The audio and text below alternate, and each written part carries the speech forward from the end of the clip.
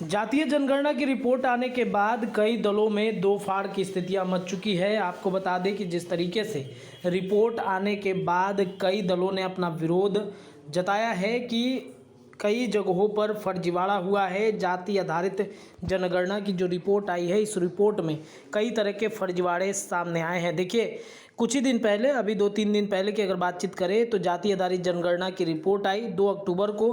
Report आने के बाद 9 दलों के कई लोगों के साथ, नेताओं के साथ इस पर बैठक चला है, मंथन हुआ है। आपको बता दें कि बिहार में जारी जातिगत आधारित जनगणना की रिपोर्ट पर सियासत तेज हो गई है। वहीं इस पर सवाल भी खड़े होने लगे हैं। सरकार की ओर से जारी किए गए आंकड़े को अब तक विपक्ष ही गलत ठहरा रहा था, पर इस बार अब सत्ता पक्ष के लोग भी प्रश्न खड़े कर रहे हैं।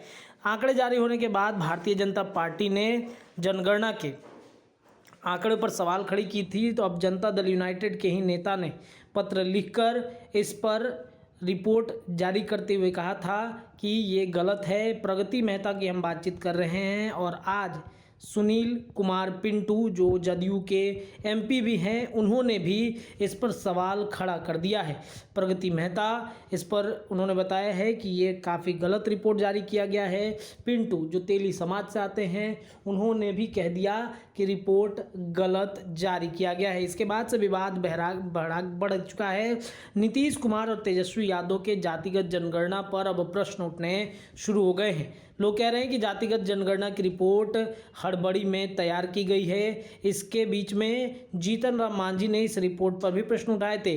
उपेंद्र कुशवाहा ने इस रिपोर्ट को धरातल से कोसों दूर राजनीति से प्रेरित बताया। इसके बाद जदयू नेताओं ने इस रिपोर्ट पर सवाल खड़े करने शुरू कर दिए हैं, जिसके बाद नीतीश कुमार कटघरे में खड़े होते हुए नजर आए हैं। आपको बता दें, कांग्रेस के पूर्व अध्यक्ष अनिल शर्मा की रिपोर्ट, उन्होंने भी सवाल खड़े किए कि आखिरकार ये कैसा हो गया। देखिए, फजिया झेल रही बिहार सरकार ने उन लोगों से कहा कि वे अपनी शिकायत दर्ज कराएं जिनके घर सर्वे की टीम नहीं पहुंची है। जातीय जनगणना पर उठे रहे तमाम सवालों के बीच बिहार सरकार ने ऐलान कर दिया, इलाके में गड़बड़ी हुई है, उस इलाके में जिम्मेदार अधिकारियों और कर्मचारियों पर कार्रवाई होगी। बिहार सरकार के भवन निर्माण मंत्री अशोक चौधरी ने कहा कि जिन घरों या मोहल्लों परिवार तक सर्वे टीम नहीं पहुंची, उन इलाकों के जिम्मेदारी अधिकारियों पर कार्रवाई होगी।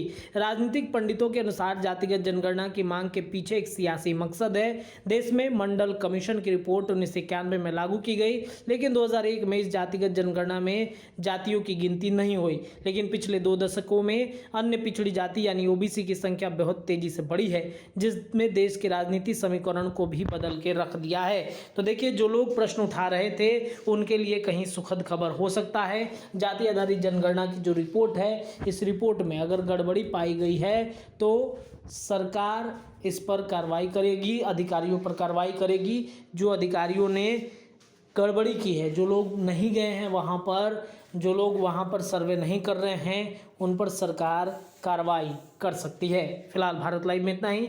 जुड़े रहिए चैनल के साथ। धन्यवाद। अगर ये वीडियो पसंद आई और वह बिहार के राजनीति और बिहारियत से सरोकार रखेनी तो सब्सक्राइब बटन दबा के चैनल के सब्सक्राइब कर ली। ओजे एगो घंटी बा, ओकरा बटन दबा देला से कुल सटीक और मारक खबर रुआ मुफ्त में मिल जाई। अगर रुआ पत्रकारिता के हमनी के नया प्रयोग में सहयोग कर चाहतानी तो ज्वाइन बटन दबा दी।